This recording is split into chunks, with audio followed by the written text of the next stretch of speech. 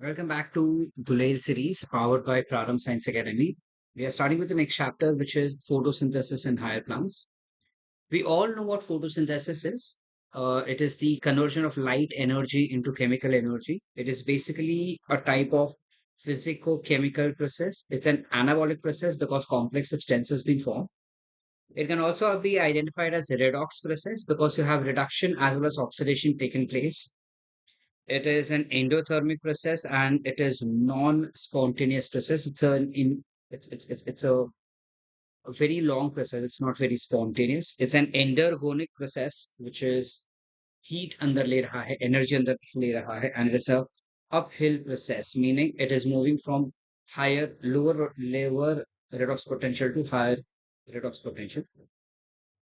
Uh, Understanding about the early experiments that were performed on photosynthesis, to understand photosynthesis, very first was variegated leaf experiment, जहाँ पे एक leaf के ऊपर हमने black pepper रख दिया था और ब्लैक पेपर रखने के बाद हमने उसको फोटोसिंथेसिस करवाया। कुछ समय बाद मतलब लाइट से एक्सपोज करवाया। कुछ समय बाद जब हमने उसको ढंग से देखा, तब हमें पता चला कि ओके, लाइट से एक्सपोज किया, उसके बाद उसको निकाल के हमने उसके ऊपर स्टार्च डाल दिया। जब हमने उसके ऊपर स्टार्च डाल दिया तो पता चला कि जो वो कवर्ड पार्ट था, सिर्फ वही आयोडीन को उसका कलर नहीं चेंज करवा पाया, लेकिन बाकी सारे पार्ट में कलर चेंज हो गया आयोडीन का। जिससे हमें पता चलता है कि बाकी सारे पार्ट में स्टार्च बन गया था, लेकिन इस पार्ट में स्टार्च बना नहीं था। ठीक है। फिर या because starch is the only one which gives positive iodine test due to its spiral structure, helical structure. Then there was Moll's half leaf experiment, जहां पे हमने एक जार के अंदर क्यूएच से डिप्ड कॉटन रख दिया था एंड ताकि सारा CO2 वो एब्सॉर्ब कर ले, और आधे लीफ को उसमें इंसर्ट कर दिया। कुछ समय बाद उस लीफ को बाहर निकाला, अगेन हमने आयोडीन डाला तो पता चला कि इतने पार्ट में जो लीफ का पार्ट जो डिप्ट था जार के अंदर, वो पार्ट में स्टार्च नहीं बना था, बाकी पार्ट में बना था, जिससे पता चला कि CO2 is necessary for photosynthesis, and here we can clearly say that sunlight is necessary for photosynthesis. हालांकि इसको बहुत ज्यादा डिटेल में स्टेप बाय स्टेप हमने एक्सपेरिमेंट परफॉर्म किया था bye other scientists. Very firstly, we had Joseph Priestley, who in the year 1774 discovered oxygen. In 1770, he gave a study to us wherein तीन उन्होंने एक ग्लास जार लिया। उस glass jar के अंदर एक चूहा और एक जलती हुई मोमबत्ती जिस कैंडल रखा, और कुछ समय बाद चूहा भी मर गया और कैंडल भी बुझ गया। तो उन्हें समझा नहीं कि हुआ क्या करके, और बाद में उन्होंने कैंडल जलती हुई और चूहा रखा दूसरे साइड ऑफ जार में, जिसके अंदर मिंट का पौधा भी था, मिंट यानी पुदीने का पौधा भी था।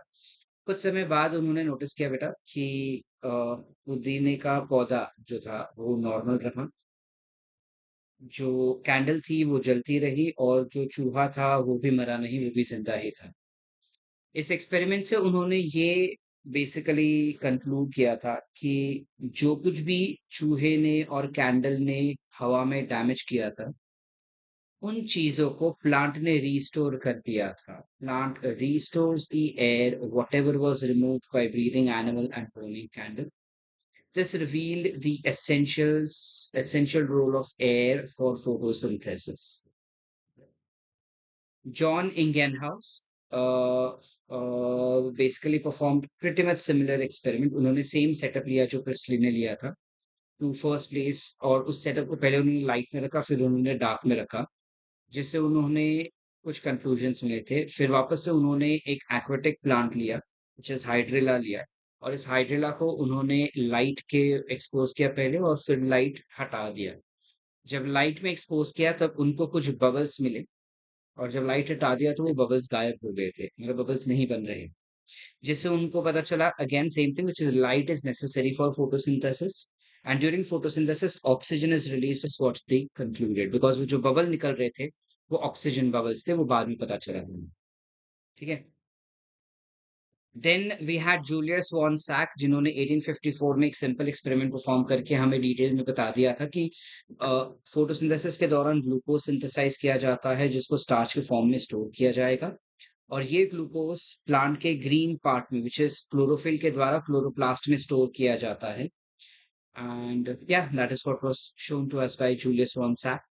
टी.डब्ल्यू. एंगलमैन ने काफ़ी इंटरेस्टिंग सा मज़ेदार सा एक्सपेरिमेंट किया था, जहाँ पे उन्होंने क्या किया, उनको अब इतना तो पता चल गया था कि sunlight is necessary for photosynthesis.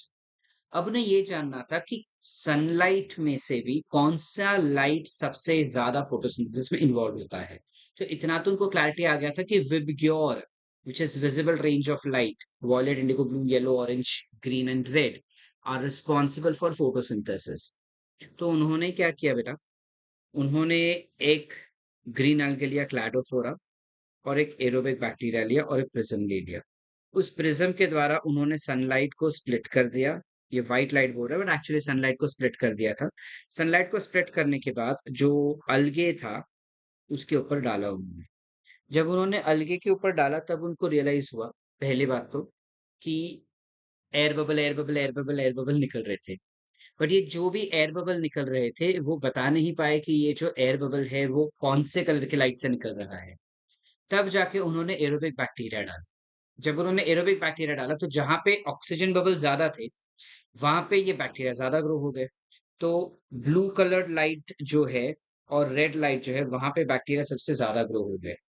जिससे काफ़ी क्लियर कट हमें ये पता चल गया था कि सबसे ज़्यादा फोटोसिंथेसिस जो है वो ब्लू और रेड लाइट में होता है, followed by yellow and orange और ग्रीन लाइट में फोटोसिंथेसिस होता ही नहीं है। ठीक है? सो बाय मिड 19th सेंचुरी इतना तो क्लियर था कि फोटोसिंथेसिस के लिए लाइट का ज़रूरत है, फोटोसिंथेसिस के लिए पानी का ज़रूरत है, फोटोसिंथेसिस के लिए कार्बन डाइऑक्साइड का ज़रूरत है। अब तक ये माना जाता था कि कार्बन डाइऑक्साइड जो है वो स्प्लिट होके ऑक्सीजन रिलीज़ करता है। लेकिन Carolus Van Niel Cornelius Van Niel van नील ने ये पूरा कॉन्सेप्ट ही हिला के रख दिया। उन्होंने क्या बताया कि वो बेसिकली काम कर रहे थे विथ ग्रीन सल्फर बैक्टीरिया के साथ, ग्रीन पर्पल सल्फर बैक्टीरिया के साथ काम कर रहे थे। जहाँ पे उन्होंने नोटिस किया कि ये जो ग्रीन सल्फर बैक्टीरिया होते हैं, वो H2S का इस्तेमाल करते हैं इंस्टेड ऑफ वाटर, ठीक है? अच्छा, पहले उन्होंने ये देखा कि ये जो ग्रीन सल्फर बैक्टीरिया है, वो ऑक्सीजन रिलीज़ करने की जगह पे सल्फर रिलीज़ कर रहे थे, ठीक है? उन्होंने देखा कि ये ऑक्सीजन रिलीज़ करने की जगह पे सल्फर रिलीज़ कर रहे थे।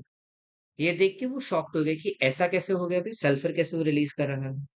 तो जब उनको ये पता चला कि वो सल्फर रिलीज़ कर रहा है, तो वो डिटेल में स्टडी करने लगे कि क्यों ऐसा हो रहा है? बिकॉज़ कार्बन डाइऑक्साइड तो वो ले रहा है, तो CO2 में से ऑक्सीजन रिलीज़ होना चाहिए, बट ये तो सल्फर रिलीज़ हो रहा है।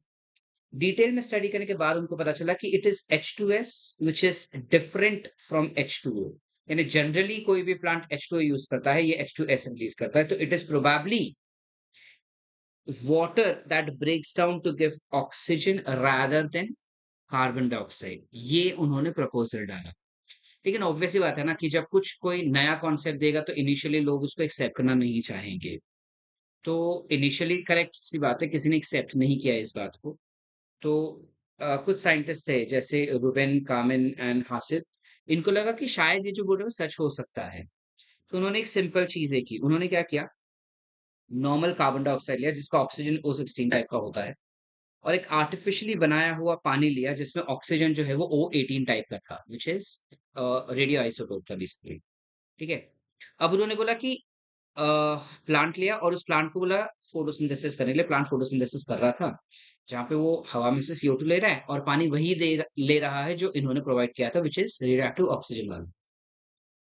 कुछ समय बाद उन्होंने नोटिस किया कि ऑक्सीजन रिलीज़ हो रहा था। अब जो ऑक्सीजन रिलीज़ हुआ, अगर वो 16 टाइप का रिलीज़ हुआ होता, तो ऑब्वियस सी बात थी कि CO2 टूट रहा है।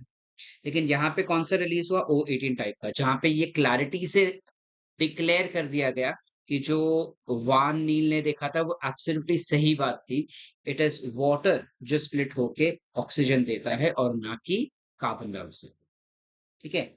ये कुछ एक्सपेरिमेंट्स पहले परफॉर्म किए जा चुके थे और इसके बारे में सारा चीज़ टैली करके, इकट्ठा करके हमको एक फाइनल रिएक्शन मिल गया फोटोसिंथेसिस का, which is nothing but 6 carbon dioxide, that is CO2 plus H2O will give you C6H12O6, which is glucose plus oxygen plus water in the presence of light and chlorophyll.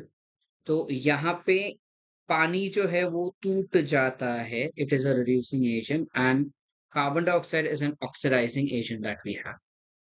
All right. Yeah, so that's how it goes about.